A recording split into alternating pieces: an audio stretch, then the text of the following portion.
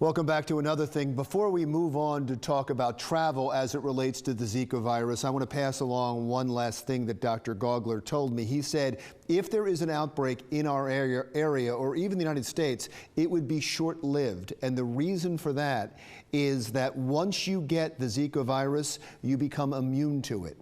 And so since 80% of the people that get the Zika virus don't even know they have it, after a while, the Zika virus is just going to die out on its own. He asked me to pass that along. He said it was important, and I believe it is, and so I did. Now let me introduce Ted Friedli, who is the owner of Excel Travel in Long Branch, New Jersey, to talk about people's travel plans as they relate to the Zika virus.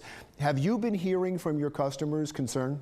Yes, of course, absolutely. People watch TV, people see what's going on, people call us, and then it's our job really to educate them and maybe put it in perspective, like you just said, you know, that they cannot get it again once they have it, and that 80% of the people that get infected don't even know that they have it.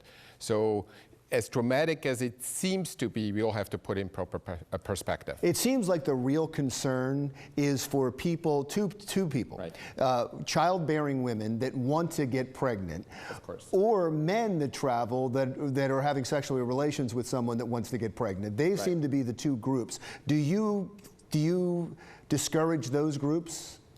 Yes, absolutely. If they want to go to Colombia or to Brazil, which are the two most infected countries right now, we probably would advise them not to go, or at least be extremely careful. And maybe go to, again, it also depends on where they travel to. If they go to the beach areas where there's a trade wind or a breeze, they're much less likely to get infected by Zika virus.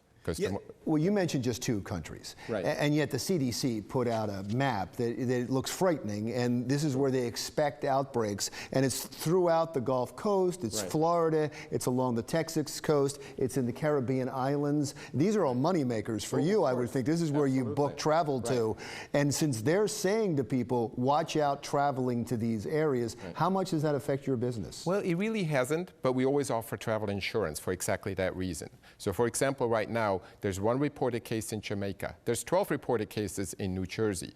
So one could stand to reason it's almost safer to go to Jamaica or St. Lucia or some of these places like Argentina, Chile, where there have not been any reported cases. But you're right, we don't know what happens in a month from now or 4 months from now, or some of our customers book for 2017. Take out insurance. There's plenty of very good insurance policies that allow people to cancel out for any reason whatsoever.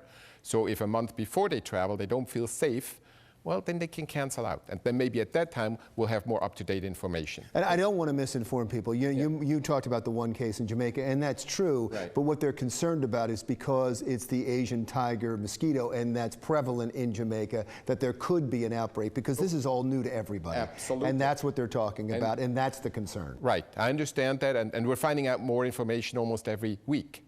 So, and it's difficult to predict, especially with travel booking it long-term in advance, what's going to happen in a half a year from now. So insurance is usually the solution in our cases. Are you concerned about misinformation? Are you concerned that there's a panic and that people might just start canceling plans because they don't understand? Well, to some degree, yes. And of course, it's, you know, again, it's so unpredictable, and it's very difficult sometimes too to get the right information. And what people find on the internet is not, we all know because it's online, it's got to be true. So sometimes there's a lot of misinformation out there, and then we try to help them and educate them.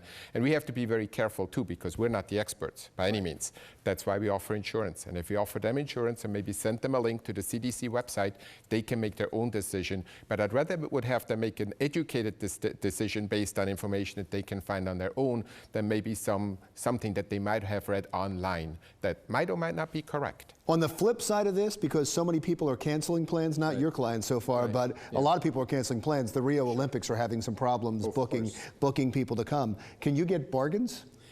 It's probably a great opportunity, yes. I mean, just like going to Paris after the terrorist attacks or traveling after 9/11, as crazy as that is, that's the best time to travel. And many times the safest time to travel, because that's when everybody is extra cautious and extra paranoid about checking everything one more time, 2 more times, 3 more times. So for the right people that have the right mindset, great opportunity. So if you're 50 or 60 and you've had all your kids, it might be a great time to travel. We're not quite there yet with the Olympics, but it could very well happen. Yeah. Thank you so much. My pleasure. It's great to talk to you. Thank you. Ted Friedli, owner of Excel Travel in Long Branch, New Jersey. Dawn is up next.